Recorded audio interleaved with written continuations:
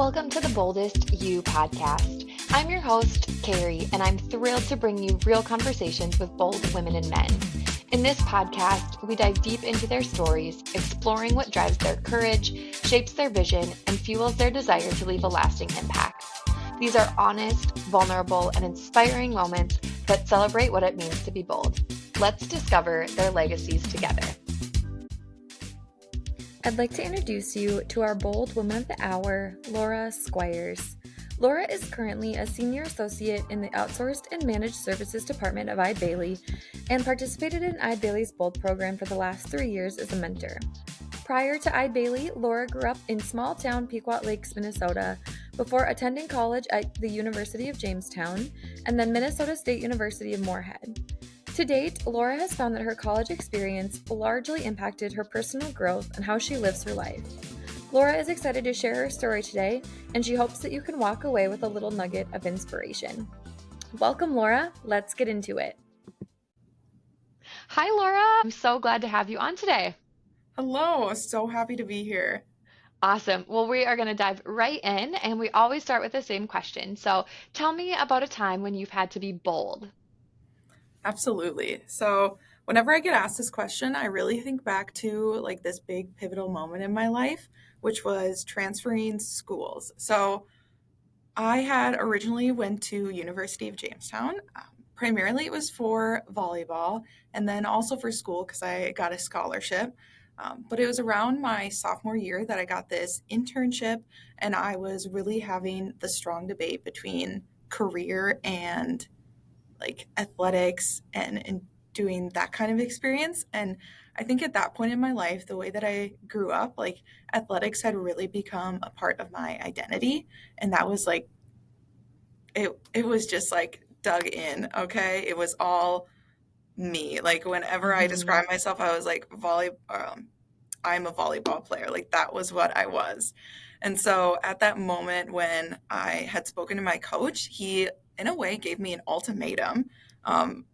Really don't like ultimatums. So essentially I did decide to do the career route, and I moved out to Bismarck for the semester, did an internship, and decided I really didn't enjoy that. I think it was partially the kind of the isolation. I was away from a support group, and it was also like all of that hard-hitting thoughts of like my identity crisis was just like in play. And I think anybody not just involved with athletics probably has experienced the same. But I'm probably just a little cookie cutter in my college experiences when I just found myself. But so I went through that whole shift going there for the semester. And what really like nailed the head in the coffin was I had friends back on campus that kind of like moved on without me. So I was just like very much separated. So I decided to make my own moves, and I did a super bold move and transferred schools to MSUM. Super blessed with my family for the support, because there was this friend at the time that was originally considering a transfer too, and she ended up backing out to like go to this preview with me, just to even check out the school. And my parents were like there immediately the next day and helped with the move and all that. So super blessed for them. But when I went to MSUM, I had zero connections, zero friends. And can you imagine going in as a junior, not knowing anybody? Everybody's got their little clubs, their little cliques. And I was like, I'm just going to weasel in here. And the professors are probably like, who is this newbie? So yeah, that was definitely when I think I was the most bold, because I just took up all my roots, tried to figure it out again. And it was there at MSUM that I think I finally moved on almost from this competitive environment that I grew up in. And I finally was developing, more of my female friendship relationships that were not based on competition. And it was always surprising. Like my one closest friend now, it always surprises me sometimes when she just the support she gives without any underlining, we're not trying to be better than each other. It's just we're actually friends. It was big switch. So that's definitely the biggest impact in my life now. Because when I think about that time and all the ways that I kind of discovered myself in a new Mm. way and the way that I want to be. Yeah, and I'm still figuring out every day. And it just circles back to like even being in the Bold program, I always circle back now to be like, what do I value? So I'm like, am I Mm. actually making moves the way that I want? I don't know. Like, Yeah. do you ever like question that yourself too about like the values just like jump in and you're like, that's the way Oh, it's gotta be. all the time. Yes, I can so relate to what you were sharing about values, and also so much of your story that you were sharing, I think, is relatable to a lot of people. You mentioned, yeah, having to move schools junior year, that I can't imagine would be easy, right? There's Mhm. so many things that comes along with that. Moving to a new town, you move to Bismarck without that support system. There's so many things that I think are really relatable in the story that you shared. And the one that I thought we could start with, because we could go a million areas with this, but was that identity shift, right? Really having to remove yourself from being or seeing yourself as the athlete to then having to really think about, but what next? What else? And it's funny how we can put so much emphasis on one part of our identity, because I know you, Laura, and I still think all the time, like, yeah, Laura loves to play volleyball. I know that about you just as who you are now, but I also know that you have all these other things that make you up. So let's talk about that a little bit. You said your coach gave you a little bit of an ultimatum, and that came with some having to process. So really, what was it that made you say, yes, I'm going to take this internship. I'm going to kind of put this other piece of my identity to the side? Mhm. I think the big determining factor there was that I was kind of ready to go all in on career, um, because I wasn't like deluding myself into thinking I was a very strong athlete, D1. It's going to make it for life. That was definitely not. I knew that about myself. So that was one of the big points.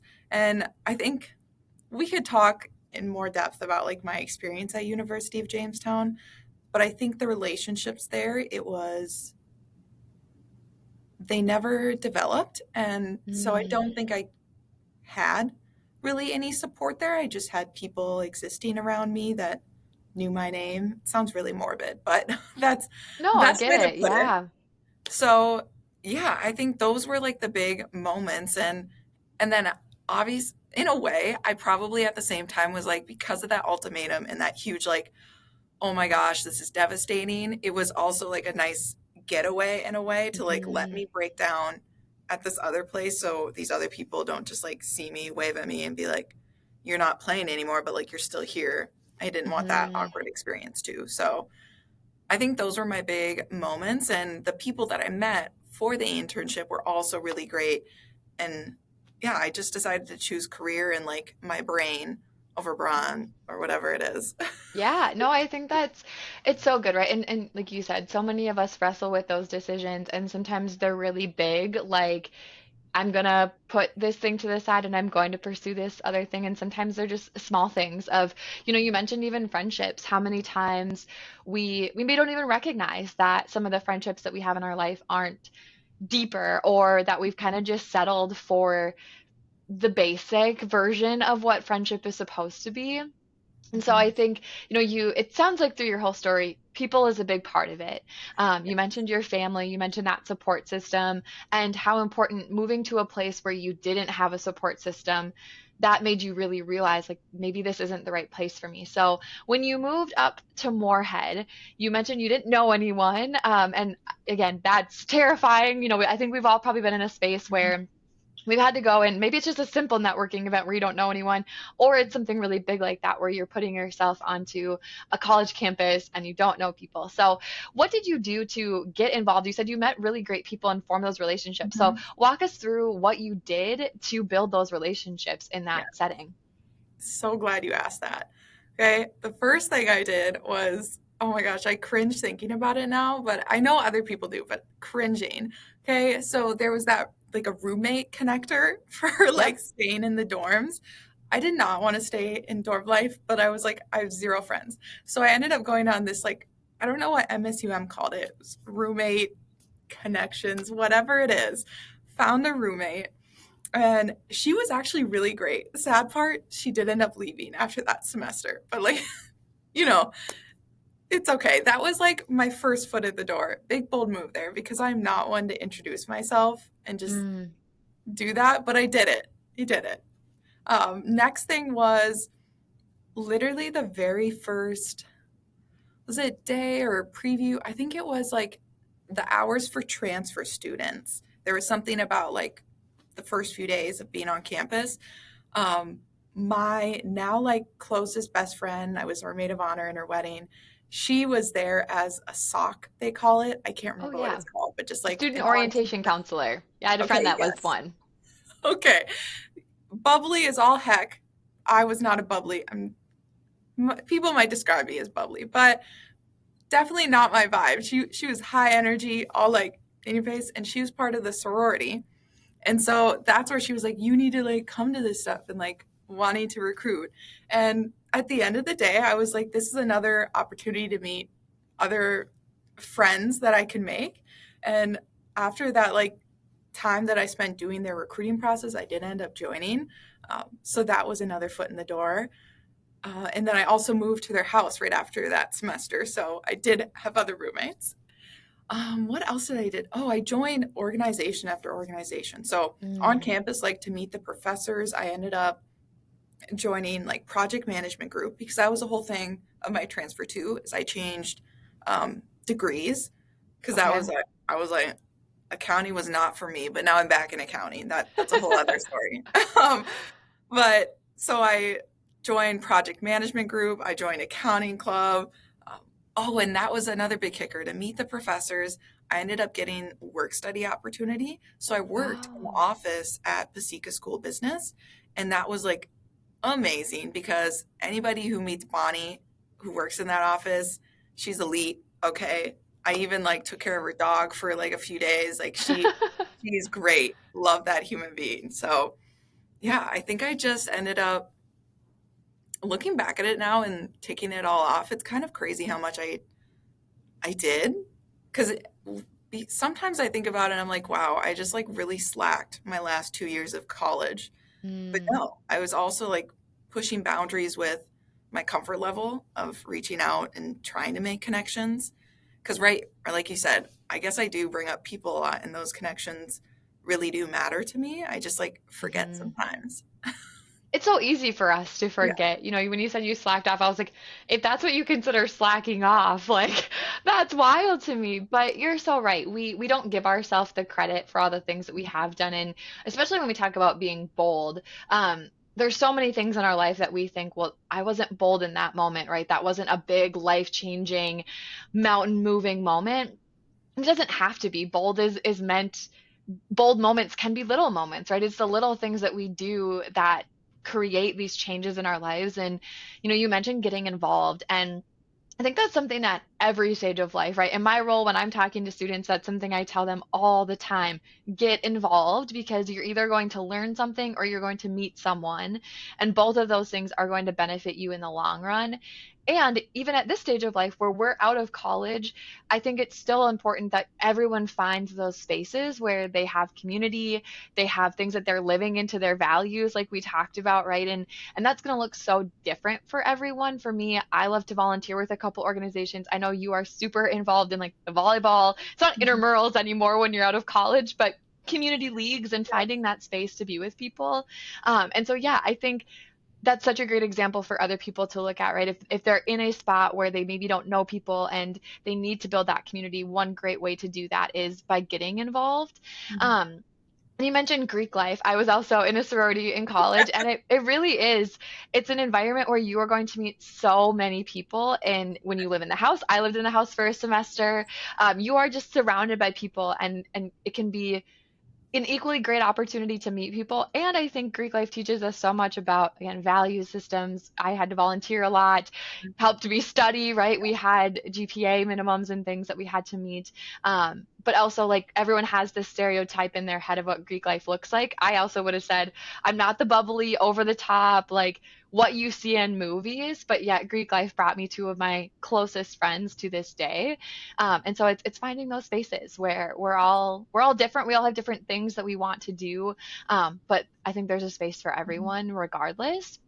Um, so with that, like we're on the topic of people, and you've shared a lot of moments through college that introduced you. So now that you're out of school, you're working full time. What does that look like now? Whether it's like your support systems in your circles or the things that you still do to stay involved in your community, and fill your cup in those ways. Yeah. I think first thing is if you don't experience it, I'm surprised, but like coming out of college in that more social environment, it is harder maybe to not expand your network because I do think there's opportunities for that, but I think to sometimes develop those deeper connections as fast as you can in like Hmm. college in that highly social environment is hard. So, and I also think I'm the person that once I find my people, they're my people. So I Yeah. kind of I've the probably the reason that I've stayed in Fargo is that I have like my three closest friends that live here, and those are the first people I message when I want to go do something. So there's that friendship there. My family is only like 2.5 hours away, which is not far at all, or at least not far for where we live. um, but I think professionally too, I've made strides just to introduce myself more and say yes to more opportunities. I Mm. think if you set yourself up right or just like keep your eyes open, like there's so many opportunities there that you just I don't know. Maybe some people aren't as lucky, but I feel like I've been really grateful and put in the right moments at the right time to get some of the opportunities I've had. And I think my involvement with the community hasn't been as much as I would hope lately. But anytime there's like stuff put on through work, that's something I try to prioritize because I think, well, first off, it just gives me finally the opening to go do it. Um, but yeah, I think those are valuable moments too, where you meet people that are not just in the work circle too, which Hmm. I think in my workaholic mentality at times, I forget the outside world exists. So I Hmm. need to be reminded of that at times. And those are the good moments where you are reminded of that. Like recently in the office, right, they had um, uh, which groups? It was with United Way, and they had three supports: Great Plains Food Bank, Red River Advocacy Center, Okay. and then we also made tie blankets for. I can't remember where the blankets were going. Was it Lions, Land and Lights? No, something Mm. like that. But essentially, that was where it was like another took another part of my like entire day. I was like, yes, the outside world exists, and we need to go do this. So those little Yeah. moments, the reminders, yeah, I just need little reminders in life, and I try to keep my eyes open for them. Hmm. Yes, everyone needs little reminders. It's really easy to get into the routine, or like you said, that workaholic mentality of I have a lot of things on my to-do list that I need to accomplish, and I'm going to put my head down and I'm going to do these things. Hmm. And then there are those little moments, those little reminders that help us like, oh, there's more here. There's more to this. There's, we can be multifaceted. We can love our careers and we can put a lot of time and attention into our career. And I can fill my bucket in these other spaces. I can give back with my time that I do have. I can connect with those people that are really close to me. You, like you said, those three people that are in the Fargo Yeah. area that are your go-tos. I'm guessing a lot of us have a similar person or people in our life that they're the person that we're calling when we just need a cup of coffee or we want to go stroll the local bookstore or whatever it might be. And I think too, you brought up a really good point, when you were talking about that transition after college. It's something I experienced, that you're not naturally in social spaces as often as you were in college. And for those of us who had graduated before COVID, I was just talking about this with someone the other day, that I think for us even, we were in that sweet spot, right? Like we weren't in school anymore, so we didn't have to deal with having to take classes online and try to navigate that. But also, we then started working from home, most of us. And yes, we still had the connections with our workplace, but all of a sudden we're not doing some of those social things outside of work and having to really figure out over the course of that, probably 2 years that we really cut back on a lot of things of where do I want to spend my time? Is it with my friends or my family? Is it in all of these various things that I've signed up for and said yes to? I know I used to be a yes person. I'm trying to be more of a let me take a minute person and Yeah. think about it, and maybe have used these last couple of years since that to really figure out where do we spend our time and what does that look like. um, and Yeah, so you mentioned, yeah, I had the same chat with my brother because his experience, he didn't go to college.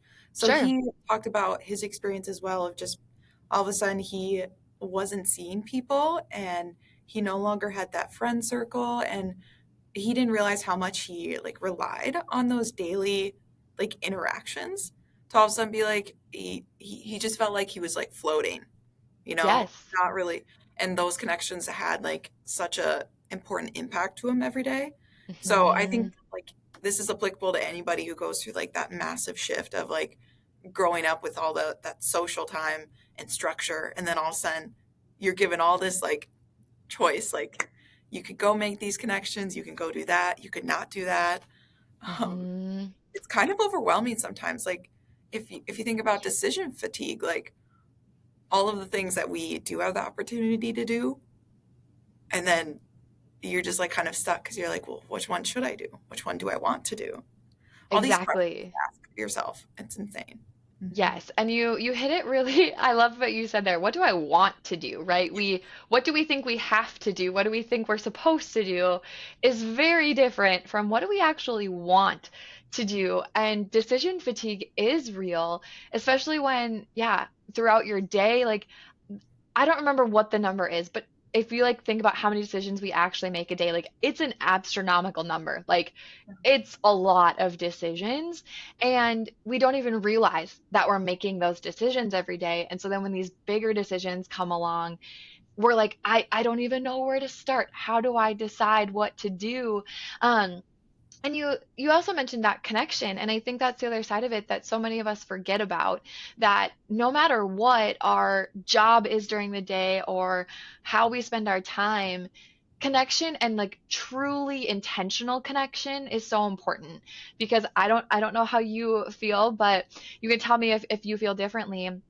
If I get on a call and I'm just, it's maybe more of just a business type where we're talking about something work related, Or the weather. yeah, or weather, yeah, some of those basic topics, as much as it's still fun to see the people, like, and I enjoy the work that we're doing, so it's fun to talk about. That type of connection for me is so different than sitting down with a friend with a cup of coffee and we're just chatting about life and sharing, and I'm probably going to feel more fulfilled after that conversation. I might be invigorated after the work conversation because I'm excited and passionate about the work that I do, and it's different than a friendship connection. And so I think we sometimes forget, I tell people I work from home and they go, "Oh wow, how can you do that? You don't see people." I'm like, "Well, I see people all day long, and I still have to be intentional about finding that time to connect with people that are in my friendship circle and making sure I'm fulfilling that bucket, even though I might see people all day long and I'm on calls and whatnot, that again, it's not the same, right? It's not going to fill my bucket in the same way. And that we also have to give ourselves that time. But it's hard. Like you said, it's hard to decide when do I say yes to going to something or when do I decide to go to that event that's happening in Fargo. And, because yeah, Yeah. sometimes we just want to say no or we just don't know. We're stuck right in the middle. Yeah. I feel like I reach those moments where I'm like, I think I want to go, but I'm also tired of deciding if I want to go. Like maybe next week. Like maybe this week is Yes. just like done. But I think Hmm. you're so right about the like those different conversations can like fulfill you in different ways or like fill up your cup a little bit. Okay, we don't want to talk about introverted or extroverted, but like I do think Yep. everyone has a cup, and I do think everyone has people in their lives that I feel like can fill up their cup in certain ways. And Yes. I definitely experienced that with my close friends too, and just it's there's just something about it. Even if you're talking about nothing meaningful, Hmm. it like means the world just to talk to them. Sit Exactly. in that space. Yes. I have a friend who lives in Wisconsin. She's one of my best friends, and we don't get to see each other more than like maybe once a year. But we'll go like on our morning when she's driving her kids to daycare and I'm walking my dog, I'll throw my AirPods in and we'll just chat. And yeah, like you said, it's not always the most meaningful. It's just like, oh, what's new? What's going on at work? What's up with the kids, right? It's sometimes just that like feeling like you have that space to just talk about life, whether it's yeah, something mundane, something big, something simple, whatever it might be. You need that space. And like you said, everyone has a cup, right? Like everyone has one. Some people's cups drain a lot faster than other Mhm. people's, and some fill up a lot faster than others. And that's, I think, something that, especially in hustle culture, which you mentioned the workaholicness, right? Like that's something we all forget is how am I actually filling my own cup? How am I letting my cup just sit sometimes? We don't have to think about, oh, I have to fill it, I have to drain it, I have to do all these things. Um, so when you think of your own cup, what are the things that maybe drain your cup and how do you refill it when it gets empty? Good question. I think the moments that drain my cup the most are what I later realize are the ones that I actually didn't maybe value that much. And I just Mm, put additional strain on myself because there was perceived value. And I think that perceived value was coming from someone else. And that was mm, something I didn't even circle up with as like part of my whole experience, like with being an athlete and even going to college for that. I was trying to appease other people's expectations of me. And that was where like I also got caught in that identity crisis. So I think the parts that like really drain me are when I realize it's not actually what I maybe wanted or wanted what space I wanted to be in. mhm. And so it's very much like retroactive right now. Like the proactive piece of me recognizing that at first is like not there yet. Um, but I'm getting there, and that's what I want to do. So I want to be more present and actually Yeah, feel like I want to be there and give as much energy as I currently have that day. That's my intent, and that's what I want other people to feel when I'm like with them. yeah. So I think that's what currently I see as like emptying my cup. I mean, what empties your Mm. cup? Do you have like moments like that too, or Yeah, I think you said it perfectly. Like you put the words into my mouth that I didn't even know I had that I agree. I think the moments that drain my cup the most are the things that I think I'm supposed to be doing, and I never really took the second to process, oh, actually this isn't something that's important to me. But I have this expectation in my head. It's the story I'm telling myself about what others are like, oh, if Carrie doesn't do that, then she's not this. And realistically, that's probably not the case at all. It's just me putting that pressure on myself. And yeah, like I said, I think you said it so perfectly. And so many times, like you were talking about wanting to be more proactive. I think so many times we don't even realize until we're in it, oh, Mhm. this is actually not something that I find that valuable to me or my time.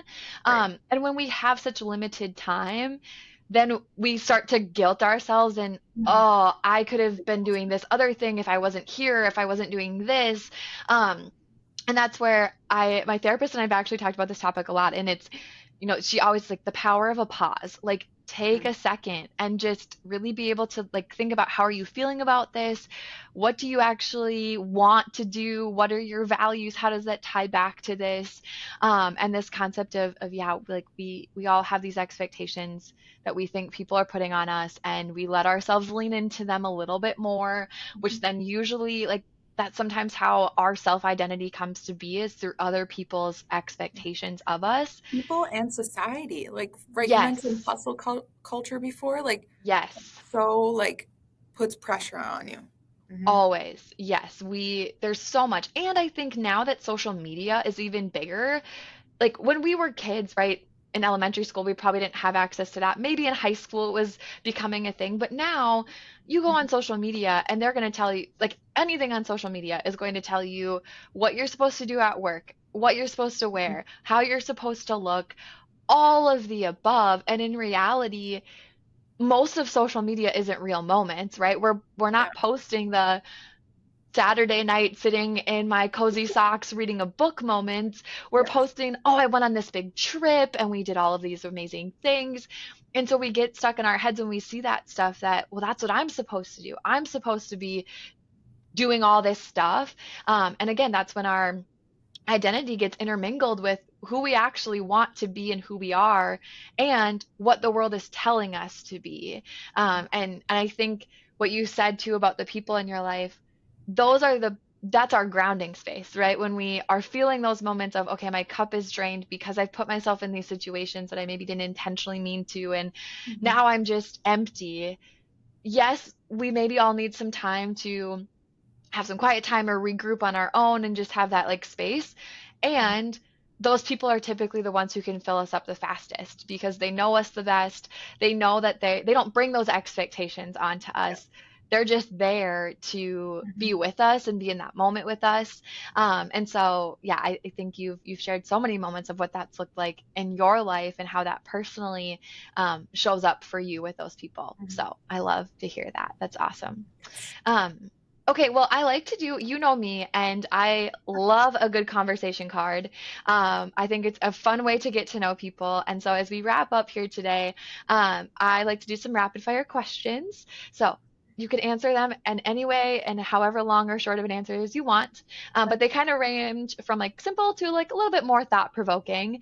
So the first one is what is your beverage of choice? What's going to be on your desk at work or what are you carrying around?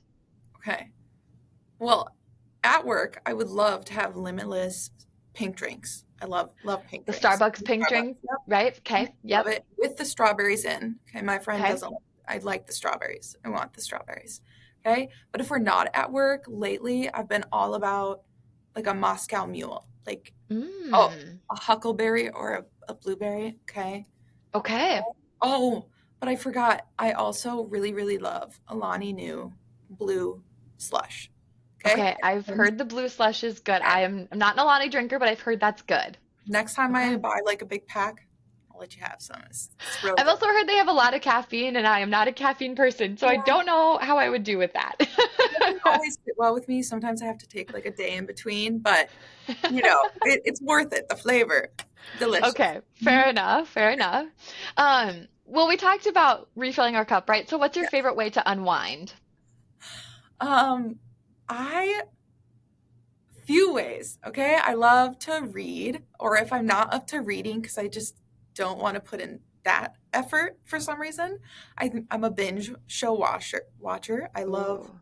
Right now, I'm watching the show Lost, and I'm obsessed. It is great.